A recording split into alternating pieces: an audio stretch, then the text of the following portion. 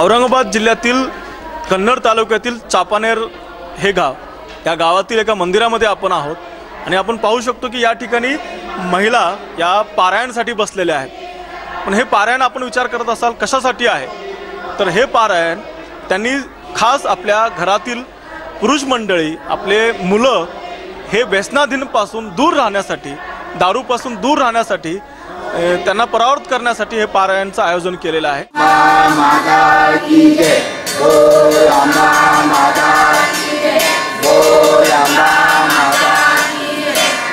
माझा नवरा सकाळपासून पिलेला असतो, मी पूर्ण संसाराची जबाबदारी, मला एकच मुलगी, मला फक्त एवढं सांगायचं आहे, मला तरी एक दिली भगवंतानं, पण असे मुलं आहे का त्यांना म्हणजे अजून लग्न सुद्धा झालेले नाही, त्यांचं काय होणार आहे आयुष्यात।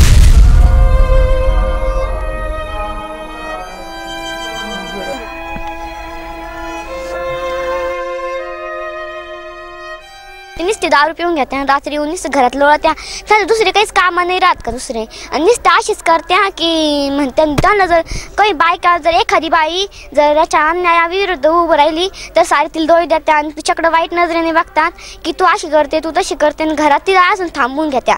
पण अशा आपल्या परिवाराच्या महिला आहे की ना, त्यांनी असं सध्या हे नाही केलं पाहिजे आणि त्यांच्या विरोधाला आहे ना असं कडवं आव्हान भेटलं पाहिजे आणि असं चांगलं भेटलं पाहिजे त्यांना, आणि त्यांना न्याय मिळाला पाहिजे, दारूबंदी झालीच पाहिजे। तर या गावातल्या महिलांनी जर असं नाही झाले तर अशी किती आत्महत्या होईल जर असं कधी झालं नाही तर। असे लोक रात्री दारू पिऊन येतात, जर घरच्या खर्चासाठी, शाळेच्या पाठ्यपुस्तकासाठी पैसे नाही राहत, घराच्या खर्चासाठी पैसे नाही राहत, पण मग त्यांना दारू पिण्यासाठी पैसे कुठून येतात।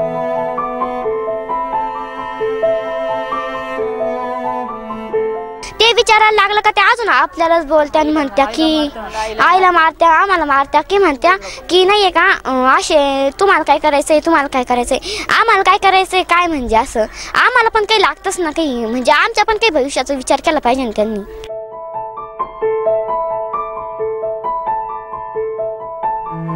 दारू ही बंद व्हायला पाहिजे, लहान मुलं पण तेच दारू पित्या, 11 म्हणजे त्यांचं वयाचं काही हे नाही, आणि दारू पिऊन ते कुठं पडतात, आणि माणूस पिऊन आला का पहिला मारहाण करतो, खूप शिव्या वगैरे देतो, म्हणजे गल्लीत पण त्रास होतोय बा, ती बंद व्हायला पाहिजे।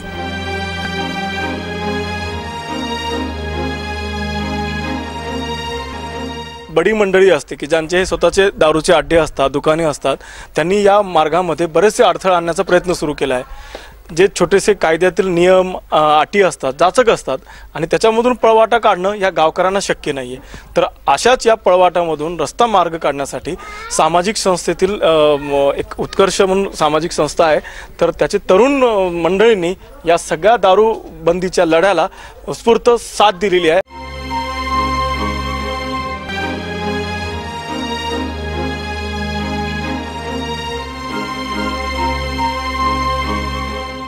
आपण जर बघाल तर व्यसनाधीनता आजच्या पिढी समोरचा एक खूप मोठा प्रश्न आहे, आणि आज आपण म्हणतो की येणाऱ्या 2020 पर्यंत भारत ही महासत्ता बनेल, पण जर असं जर तुम्हाला लक्षात, जर तुम्ही एक व्यवस्थितपणे जर पाहिलं तर आजचा जो तरुण, जो उद्याची नवीन पिढी घडवणारा जो आहे, उद्याचं भविष्य घडवणारा जो आहे, तो जर 2020 पर्यंत जर व्यसनाधीन राहिला तर कुठली पिढी आणि कुठली महासत्ता, हे म्हणजे खूप मोठा प्रश्न आपल्या भारताच्या समोर आहे। आणि जर युवकांनी जर पुढे आलं आणि अशा महिलांना जर साथ दिली तर महिलांचे प्रश्न सॉल्व्ह होऊ शकतात।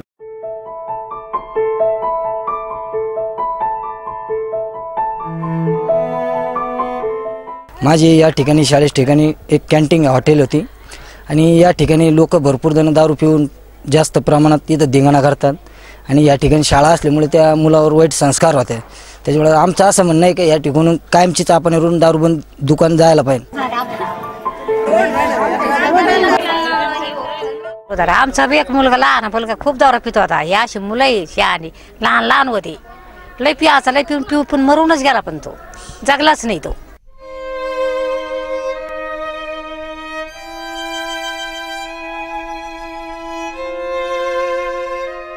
आम्ही किती दिवसाच्या दारू लढू राहिलो, आम्ही घरचे पैसे देऊन लढू राहिलो, आमची कोणीच अशी बाजू सक्सेस करीना। आम्ही यांचा गावाचा काय गुन्हा करेल, आमच्या गावात सरपंच, उपसरपंच याच्यात कोणी भाग घेईना, तंटामुक्तीचा अध्यक्ष सुद्धा घेईना।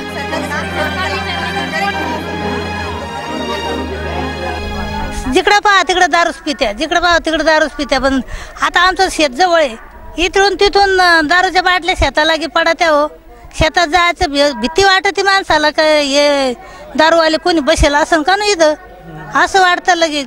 तुम्ही आता सध्या जरी कोणी आलं तर बाटल्या दाखवून देते.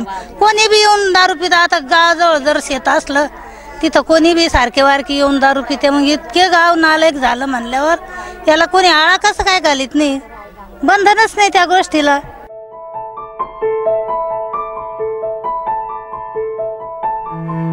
म्हणजे ते असं झालं तारीख पे तारीख असं झालं. ते लढा तुमचा सुरूच आज पण लढा आमचा सुरूच आहे. आज लढा म्हणजे आमचा आज कोर्टात गेलेला आहे. अनेक कायद्यातील पळवाटा शोधत हे जे धनदांडगे आहेत, त्यांचे दारूचे दुकान आहेत, त्यांनी आपले दुकान हे चालूच ठेवलेले आहेत. त्यामुळे या गोष्टीचा सरकारने विचार केला पाहिजे की मुद्द्यांच्या अंतरामध्ये मुदतीच्या आत म्हणजे काही ठराविक मुदतीच्या आत हा लढा लवकरात लवकर यशस्वी करून इथे दारूबंदी अंमलात आणण्याचा शासनाकडून सुद्धा तेवढाच प्रयत्न झाला पाहिजे. विवेक राजूरकर, औरंगाबाद, भारत फॉर इंडिया.